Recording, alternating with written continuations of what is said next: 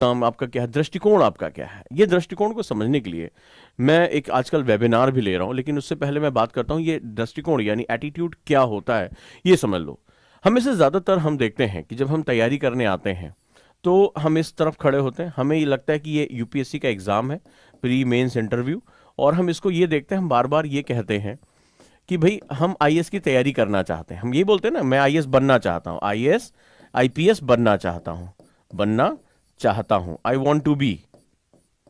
हम बार बार यही कहते हैं और हमारी नजर में आता है कि ये देखो ये प्री की डेट है, इसके बाद ये मेंस की डेट है, ये इंटरव्यू की डेट है, और हमें धीरे धीरे बस हमें केवल यही दिखाई पड़ता है। लेकिन जरा इस एग्जाम के नेचर को समझो, ये है क्या बेसिकली। जब आप आईआईटी की तैयारी कर रहे होते हैं तो आपको पता होता है कि मैथ्स आपके लिए कंपलसरी है, यानी एक डोमेन आपका होना ही चाहिए। जब आप नीट की तैयारी कर रहे हो, मेडिकल की तैयारी कर रहे हो, तो मेडिकल की जब तैयारी कर रहे हो तो आपको पता है कि बायो आपका पार्ट होना ही चाहिए। जब आप सीए की तैयारी कर रहे हो तो कॉमर्स आपके पास होता है। ठीक है, तो ये बेसिकली आपने देखा होगा कि ये जो इंडिया के टॉप मोस्ट एग्जामिनेशंस हैं, आईआईटी हो गया, तमाम तरह की चीजें हो गई, ये बेसिकली अगर आप ध्यान से इसको देखोगे तो ये एक स्पेशल डोमेन डिमांड कर रहे हैं। ठीक है, ये मैथ्स में आपकी पकड़ अच्छी होनी चाहिए, फिजिक्स होना चाहिए, यहाँ बायोलॉजी होनी चाहिए मेडिकल के लिए। बट जब तुम आईएएस का एग्जाम देखते हो तो इसमें किसी भी डोमेन का व्यक्ति इसमें प्रवेश कर सकता है। तो ऐसा क्यों है कि कभी सोच के देखा तुमने कि इन एग्जाम में स्पेशल सब्जेक्ट की रिक्वायरमेंट कर रहा है, सब्जेक्ट में एक बहुत प्रोफिशिएंसी की डिमांड कर रहा है, बहुत विशिष्टता की डिमांड कर रहा है। मैथ्स बहुत अच्छी होनी चाहिए आपके पास, ठीक है, फिजिक्स आपकी बहुत अच्छी होनी चाहिए, केमिस्ट्री बहुत अच्छी होनी चाहिए, और बायोलॉजी में आपके बायोलॉजी के फैक्ट्स आपके बिल्कुल जो है वो बहुत ही क्लियर होने चाहिए, चाहे एनाटॉमी हो, चाहे वो किसी और सेक्शन की बात हो रही है, वो आपका बहुत अच्छा होना चाहिए। इसी तरह आपके कॉमर्स में बहुत अच्छे जो है मार्क्स होने चाहिए, बहुत अच्छी आपकी पकड़ होनी चाहिए, then you go through that. आप इसके साथ अकाउंटिंग्स आपको बहुत अच्छी आनी चाहिए, स्टैट आपको बहुत अच्छा होना चाहिए, then you can go through that. But what about IAS, UPSC में क्या है, यूपीएससी में किसी भी डोमेन का आप सब्जेक्ट्स जरा देखो। जो साइंस से आ रहा है उसको भी हिस्ट्री ज्योग्राफी पढ़ा रहे हैं, इकोनॉमिक्स पढ़ा रहे हैं, जो नॉन इकोनॉमिक बैकग्राउंड से आ रहा है वो भी इकोनॉमिक्स पढ़ रहा है, जो नॉन साइंस बैकग्राउंड से आ रहा है उसको साइंस भी पढ़ा रहे हैं, उसको मैथ्स भी पढ़ा रहे हैं, और जब ये सारे हैं उनको फिलॉसफी भी पढ़ा रहे हैं, एथिक्स में भी जा रहे हैं।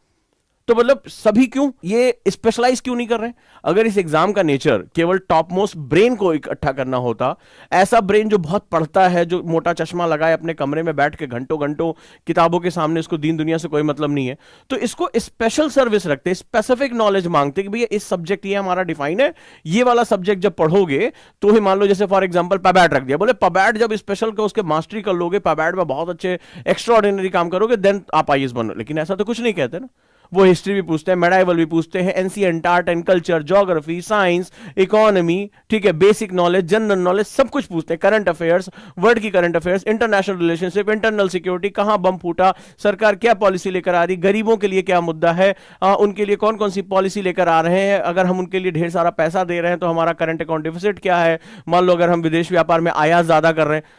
हमारे रिलेशनशिप, हम जब इकोनॉमिक्स कर रहे हैं तो हमारे आईआर कैसे प्रभावित हो रहा है, तो ये कुछ अलग ही डोमेन में बात करते हैं। तो इसका मतलब है इस एग्जाम की जो रिक्वायरमेंट है, जब एग्जाम में कोई जो बॉडी पेपर बनाती है वो अपनी रिक्वायरमेंट तय करती है कि बेसिकली इन्हें क्या चाहिए। इन्हें ये स्पेशल डोमेन का व्यक्ति नहीं चाहिए, इन्हें कोई स्पेशल डोमेन का व्यक्ति नहीं चाहिए।